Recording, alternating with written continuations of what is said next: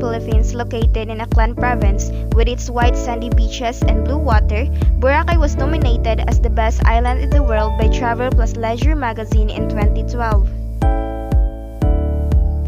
TripAdvisor also named Boracay as one out of 25 most beautiful islands in the world and 70th most beautiful in Asia. Boracay is not only famous for its white beaches but also its snorkeling sites and diverse marine life. Tourists can find pufferfish, clownfish, parrotfish, and even starfish. Boracay's contribution to the tourism industry and the economy as a whole should not be ignored. The tourism industry in 2017 was the third biggest contributor to the country's gross domestic product, with 20% of the total income generated by the sector coming from Boracay. Over 2 million local and international tourists visited Boracay in 2017, accounting for a 16% increase in island's arrival from 2016. In 2017 alone, the number of international tourists who went to the country is as many as 6.6 million people. One-third of them, around 2 million people, visited Boracay. The islands generated 17,737 direct tourism jobs, or 66% of the entire Western Visayas region.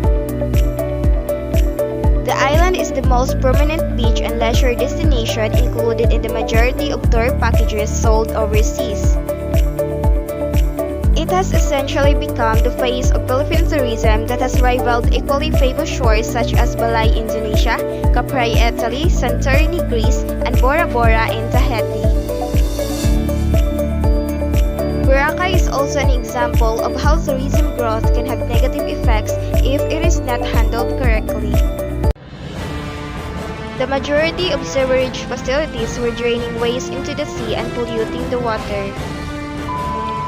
In order to rehabilitate the island, President Rodrigo Duterte ordered its closure to tourists for 6 months on April 26, 2018. As a result, 30,000 people lost their jobs, sparking concerns about the long-term impact of the closure on the community.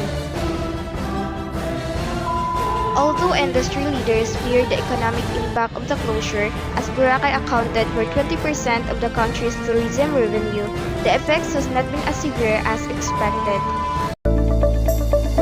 The closure of Boracay encountered a surge in the marketing of new destinations, showcasing a variety of different islands. When Boracay reopened in October 2018, steps were taken to prevent further damage and ensure visitors respect the environment.